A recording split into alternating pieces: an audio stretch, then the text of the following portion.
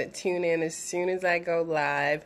When I do my Feel Good Fridays or when I'm sharing some health and wellness stuff, I usually try to do it in Spanish first because it's quicker in Spanish. I usually talk a little bit less, but I do love you guys and appreciate you guys for always hopping on here and showing me some love. So now I'm repeating what I shared in Spanish now in English. So as you hop on here, please tell me where you're checking in from and your name and the city that you're representing while I chat on here. And as usual, if you have any questions, then feel free to drop them in as well. So today I'm super excited about, kind of weirdly excited about talking about something because I am talking about natural deodorants and ingredients to avoid in deodorants. And it's really funny because I'm going to talk about an amazing new product. And it's funny because literally a week before this product came out, I had a conversation with someone about this, and people ask me all the time. They know that I'm toxic free. They know that I try to make sure that I have clean ingredients as much as possible in my house. And so they will come to me and they will say, is there a natural deodorant that actually works? And I will respond to them, oh, what do you mean that works? Because I know that in normal deodorants, the antiperspirants, the anti-perspire ingredients, the things that make us not sweat, are not good for us because we're supposed to sweat. That's a natural thing that's supposed to happen.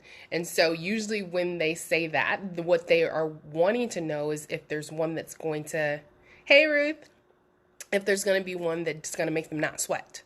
So my answer to that is no, there's not one that's going to do that, because the way that we do that is by clogging up your lymphs and your pores so that you can have negative reactions, right? So let me hop into the information and talk about the things that we need to avoid and the reasons why. So you guys can Google this. You can find it on PubMed. It's out there and easy to find. But aluminum, make sure that your deodorant does not have aluminum. So aluminum is the antiperspirant that you use very frequently. And again, what it does, it gets in there and it clogs your lymphs and it clogs your pores so that you don't sweat. And it's not good for you. The aluminum can also be absorbed in your skin. And Europe is doing some different studies on the danger that it can be causing to us at this time. So it is really not safe for personal use. Triclosan. So triclosan is very bad as well. It's been linked to breast cancer. It's been linked to killing aquatic life when it goes in there. And the FDA recently banned it in the use of hand soaps. They banned triclosan in hand soaps, but they still allowed it in our deodorant. Doesn't make any sense. So if they already told us that it is dangerous and it causes cancer and it can be in our hand soap, make sure that you don't have it in your deodorant as well. Right, guys? Phthalates. So phthalates are in all personal care products, basically, and they disrupt the endocrine system in both males and females and have been clearly linked to early onset puberty. So if you guys looked at your nieces and nephews or some of these kids walking around and thought, why do they look like they're 18 when they're 12 and 13? Stuff that we got in our deodorant, guys. Parabens. So parabens mimic estrogen. They're hormone impersonators and have been clearly linked to breast cancer. Fragrance. So fragrance can hide all types of stuff. But a lot of the things are actual allergens, and a lot of the formulations contain phthalates, and therefore a lot of them they are also hormone disruptors. So again, these are the things we're going to avoid. When we're looking at our deodorants, we want to make sure they don't have these things in them directly. We're also going to not get things that have, hey, Katie, we're going to avoid deodorants that have fragrance, that use the terms antibacterial or germ fighting, because that could be hiding triclosan. And skip the antiperspirants. Skip the antiperspirants. Like, we have to skip the antiperspirants. Those are the things that are doing things to our body that are unnatural. and therefore it's bad to us. So you may want to change over to a natural deodorant after finding out this information. I always tout the environmental working group. You can go on there and you can see how toxic whatever you are using is. So definitely go do that if you can't figure it out on your own. But here's some things to remember when you switch over to a natural deodorant. The process is going to be 2 to 4 weeks. And it's going to depend on your body chemistry, right? So antiperspirants are actually classified as an over-the-counter drug, and so your body is now dependent on it, and you're going to have to detox off of it just like you would any other drug. So the first couple of days you might not feel any difference because the aluminum compounds in there have clogged up your pores so much that it takes days for it to come out. But week 2, when you stop using an antiperspirant, you will probably experience a substantial increase in growth of odor-causing bacteria in your underarm.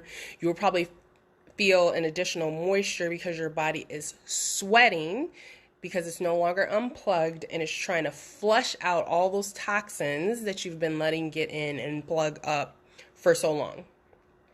So you're going to feel more moisture and an increased smelly bacteria because of stopping using the antiperspirants. Just remember, it's not going to last forever. Week 3, the bacteria levels may begin to subside and your underarm moisture levels should normalize. It will take time to get used to sweating under your arms, but you can do things like use natural fibers like cotton, bamboo, and linen. So again, I'd have these conversations with people and they'd be like, can you find a natural deodorant that works? And I'd be like, what do you mean by that? You have to get used to sweating just a little bit, but it should not have a strong odor. And I would always tell people, I'm a walking diffuser. Like, I have a cloud of oils around me at all times. So I figure that nobody's going to get in close enough to notice the sweat ever. So I'm not really worried about it. But there are some things that you can do to help you get through this detox.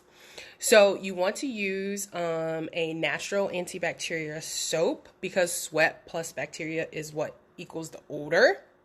If you remove the extra bacteria out of your body while it's detoxing, this will significantly reduce the stinking. Carry a travel-sized deodorant with you on the go to freshen up while you're going through the detox. Take hot baths to open your pores and encourage sweating to help flush out the toxins. And apply a natural starch powder such as arrowroot powder or cornstarch to your underarms after applying the deodorant. The starch will help absorb some of the excess moisture you may experience as your body flushes out all the toxins trapped inside. And with that, the exciting news is that we have a solution for that, right? So at convention, at our Young Living convention, we had some new deodorants that were released. So we now have Cinefresh deodorant infused with clove and cinnamon essential oils, states right on the front, aluminum free and paraben free. But one of the ingredients is arrowroot powder. So that powder that we talked about that you should have and you should use. So now you don't have to worry about putting that on after your natural deodorant because it's already in this deodorant as the third ingredient on there. So this is going to help improve your microbiome, thus making sure that you don't have any of that negative extra bacteria and thus reducing the actual odor that is going to be produced in the first place. So now when someone asks me if there is a actual natural deodorant that works, my answer can be yes, because this has the things in it that is going to make sure that even though you're not using an antiperspirant, that bacteria is going to be lower and therefore that smell is going to be lower. So we also have our CitraGuard deodorant. Same deal. This one actually is infused with lemon, thyme, and lemongrass, but still aluminum free and paraben free and has that arrowroot power that's going to improve your microbiome so that you can use a natural deodorant and feel great about it and not worry about offending anyone. So that is what I want to share with you guys today on my Feel Good Friday. An amazing, first of all, things that you should avoid and the reasons why. All the increases in breast cancer, guys, all the increases in hormone issues. These deodorants is part of the reason, just part of the reason. So let's get away from those. Like, let's make like a pact today to throw those out, move over to a natural deodorant, and do the detoxing that we need to do. And here is the solution for you to make sure that it's not as painful as it possibly could be.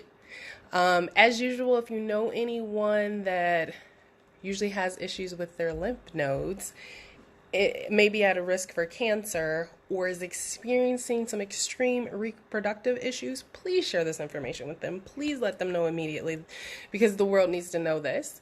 If someone has shared this video with you and you needed more information about this, please get back with that person immediately. If I'm that person and you have any questions, then do get back with me as well. Thank you again, everyone, for joining me. If you haven't done so yet, please hop on my YouTube channel. It's just my name, Tashina Gonzalez. Make sure you hit subscribe and turn on notifications, because I have over 400 videos in both English and Spanish with lots of tips and tricks like this. All right, guys, have an amazing day. Thank you so much. Bye.